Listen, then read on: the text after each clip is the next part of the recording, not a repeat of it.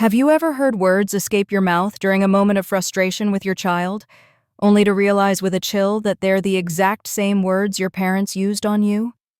That moment of recognition, when you become the very thing you once feared, is perhaps the most profound wake-up call in the journey of parenthood. An astonishing 70% of our parenting responses are unconsciously inherited from our own childhood experiences. We're essentially running on autopilot, repeating patterns that were programmed decades ago. If you're already nodding along, feeling that knot in your stomach as you recognize some of these patterns in yourself, know that this awareness, even before we dive deeper, is already the first step toward transformation. But what if this pattern is not your destiny? What if the cycle that has persisted through generations of your family could end with you? This video is for you if you've ever caught yourself reacting to your child in ways that do not align with the parent you want to be, if you feel triggered by certain behaviors, or if you're determined to create a different emotional legacy than the one you inherited. Because contrary to what most parenting experts claim, breaking generational patterns is not about learning perfect techniques or following strict methodologies. The most powerful transformation happens not when you focus on changing your child, but when you begin the courageous work of healing your own inner child. In just a moment, I'll share one immediate insight you can apply today. But first, let me tell you what we'll explore that could fundamentally shift your parenting journey. Here's that immediate insight you can apply today. The next time you feel triggered by your child's behavior, pause and ask yourself, what age do I feel right now? This simple question can create the space between stimulus and response where your freedom to choose begins. As Carl Jung once observed, until you make the unconscious conscious, it will direct your life, and you will call it fate. Our unhealed wounds become the very lens through which we see our children, often distorting who they truly are. In this video, you'll discover the 3 essential shifts that can break free anyone from patterns that have haunted families for generations. You'll discover why your triggers are actually doorways to healing, how to respond rather than react in those critical moments of parenting challenge, and the surprisingly simple daily practice that creates secure attachment even if you never experienced it yourself. This is not just about becoming a better parent. It's about liberating both yourself and your child from the invisible prison of generational wounds. And the journey begins with a single moment of awareness that changes everything. Let's understand the cycle and the inheritance we never asked for. Before we can break a cycle, we must first understand its origins and mechanisms.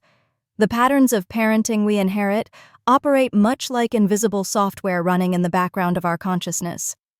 What if I told you that your most automatic parenting responses, the ones that emerge when you're exhausted, triggered, or overwhelmed, were programmed into your nervous system before you could even speak? This programming occurs through what psychologists call attachment patterns. Attachment patterns is the blueprint for relationship. Attachment theory, pioneered by John Bowlby and later expanded by Mary Ainsworth, reveals something profound about human development. Our earliest experiences of being cared for create the template for how we understand love, safety, and connection throughout our lives. Imagine a child whose cries for comfort are consistently met with warmth and attunement. This child learns, at the most fundamental neurological level, that the world is responsive to their needs, that emotions can be expressed and soothed, that they are worthy of care. This is what psychologists call secure attachment. But what happens when a child's needs are met with inconsistency, dismissal, or even hostility? The developing brain adapts, creating strategies to maximize safety and connection in an unpredictable environment. These adaptations become the very patterns we unconsciously carry into our own parenting. The 4 primary attachment styles, secure, anxious, avoidant, and disorganized, are not just psychological theories. They're embodied realities that shape how we respond when our children trigger us. Can you feel the tension in your shoulders right now as you consider which pattern might be operating in your own life? Or perhaps there's a heaviness in your chest as you recognize the impact of these patterns. Notice these sensations.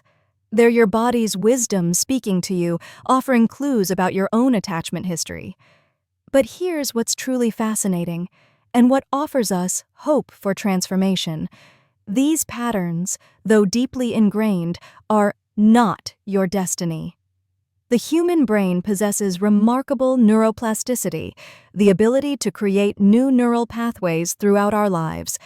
As psychiatrist and trauma expert Bessel van der Kolk notes, the body keeps the score, but the mind can change the game. Before we move forward, I want you to pause for a moment and reflect. What messages about emotions, needs, and self-worth did you receive as a child? How might these messages be shaping your responses to your own children today? This awareness, this willingness to look honestly at our inheritance, is the first crucial step toward breaking the cycle. And I'll show you exactly how to recognize when these patterns are being activated in real time. Now that we understand how attachment patterns are formed, let's explore how to recognize when these inherited patterns are operating in your day-to-day parenting. Parenthood offers us something remarkable, a living mirror that reflects our deepest wounds and unresolved childhood experiences. From a higher perspective, there's something almost sacred happening in this reflection. Many spiritual traditions suggest that our children's souls choose us specifically, not despite our wounds, but because of them. They arrive in our lives as perfect teachers, their behaviors and needs precisely calibrated to illuminate the exact places within us that are calling for healing. Your children, through no conscious intention of their own, will inevitably trigger the exact emotional patterns that were most difficult in your own upbringing. This is not random or accidental. It's a profound opportunity for growth that exists by design. The very traits in your child that activate your strongest reactions are often doorways to healing your own unmet childhood needs. When you find yourself disproportionately triggered by your child's behavior, consider the possibility that this moment is offering you exactly what you need to evolve, not as punishment, but as an invitation to heal what has remained unresolved within you for decades. This soul-level perspective does not diminish the challenge, but it can transform how we perceive and respond to it. This is not coincidence or cruel fate. It's an opportunity for healing that exists by design. Consider a common scenario many parents face. A child spills something or makes a mess, and the parent reacts with disproportionate frustration. Their voice sharpens, jaw clenches, and breathing becomes shallow, all signals the body sends when something deeper is being activated. What's often happening in these moments is that the parent was raised in an environment where mistakes were met with criticism rather than compassion. The message internalized was that imperfection was dangerous, a belief that shapes their relationship with themselves and, unconsciously, with their children. The spilled juice is not just about cleaning up a mess.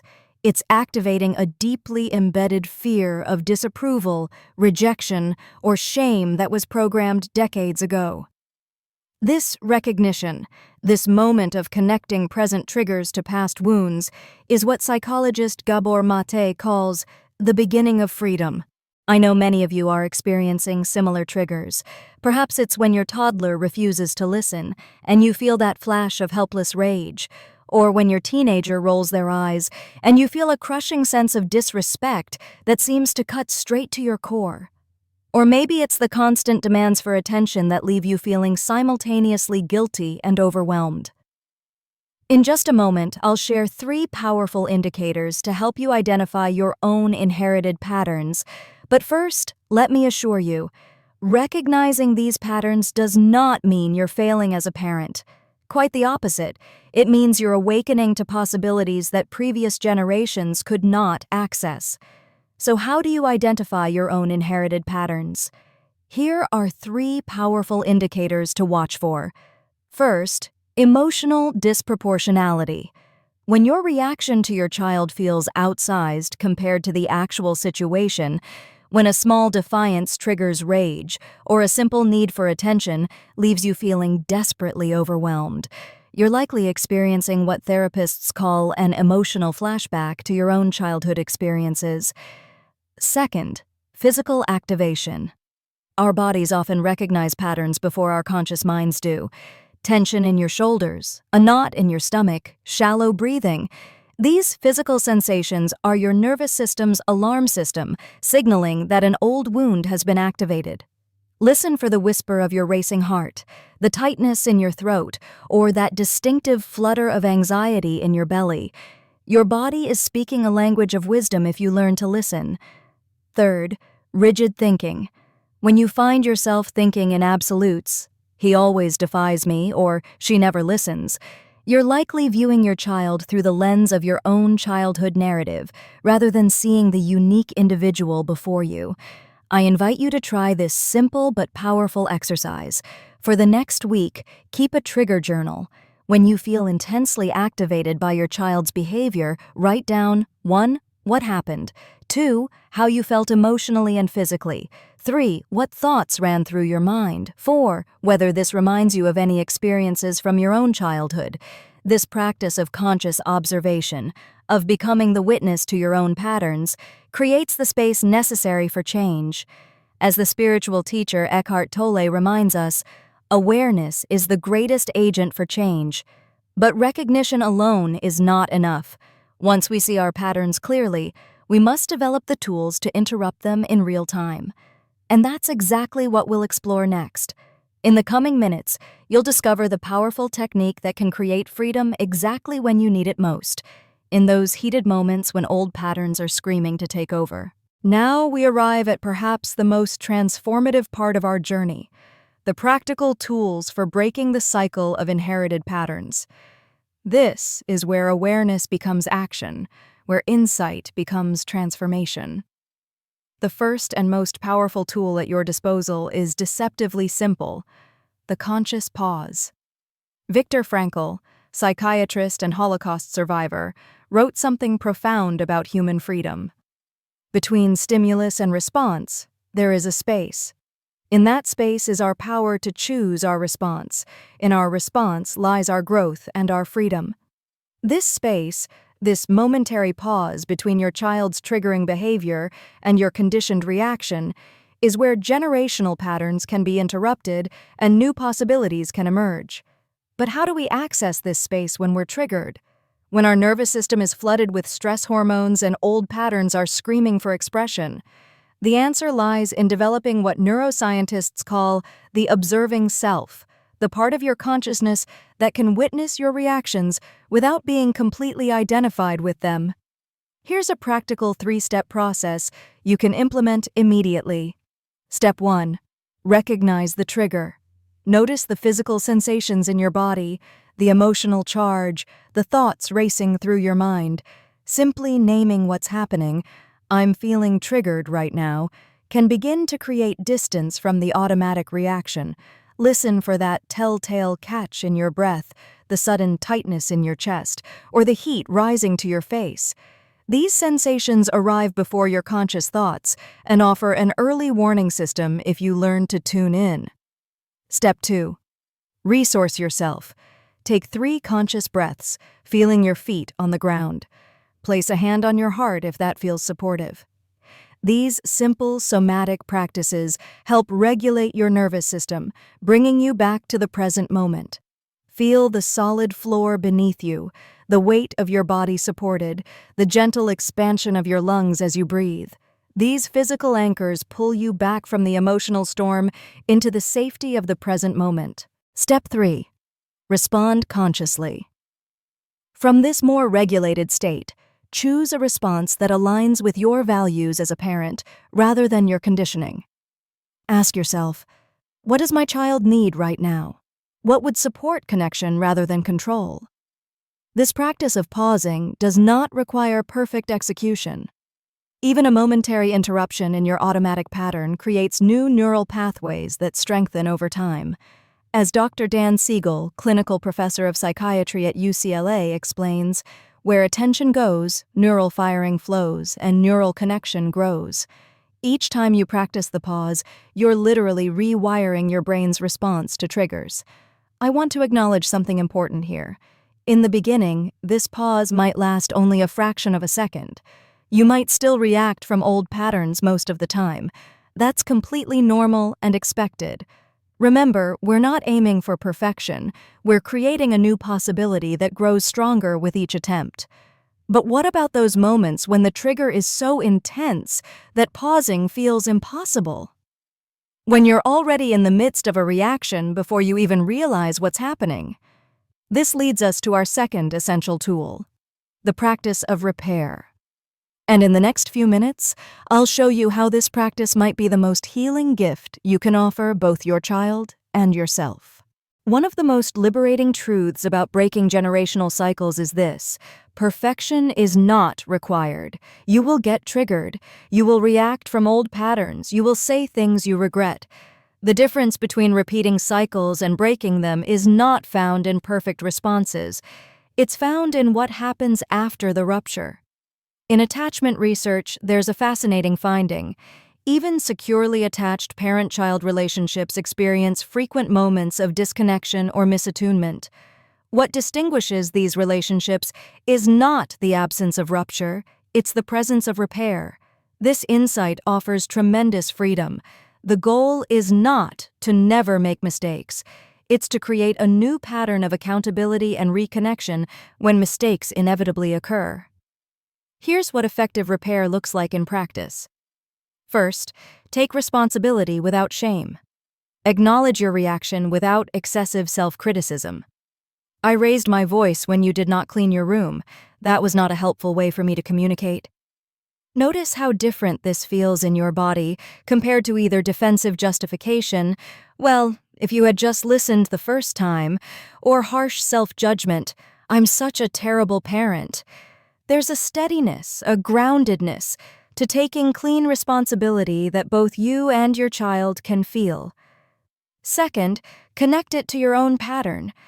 When I feel like I'm not being listened to, I sometimes overreact because that's how adults responded to me when I was young. But I'm learning new ways to communicate. Third, make a clear, age-appropriate amends. I'm sorry I yelled. You deserve to be spoken to with respect, even when I'm frustrated. Can we try again? This practice of repair does something remarkable. It not only heals the immediate disconnection, but actually strengthens the relationship beyond its previous state. Each repair builds trust that ruptures can be survived and resolved, a fundamental aspect of secure attachment. As Dr. Brené Brown's research reveals, it's not perfection, but this cycle of rupture and repair that builds the resilience and trust necessary for healthy relationships.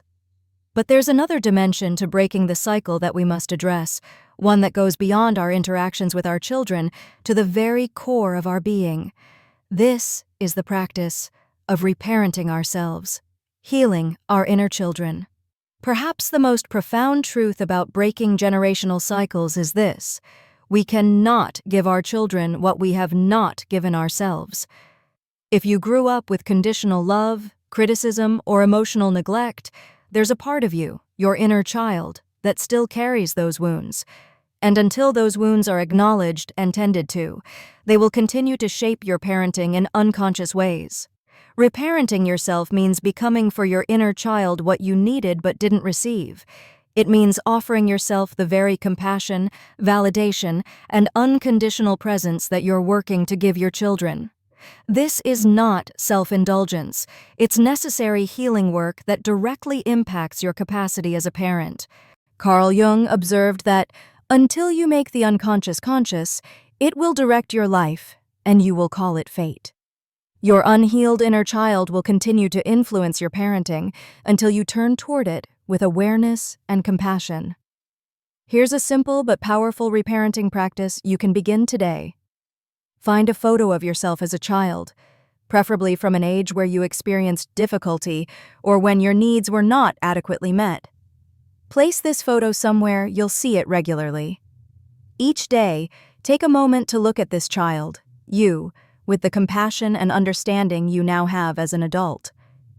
Say to this younger version of yourself what you needed to hear then. You are enough exactly as you are.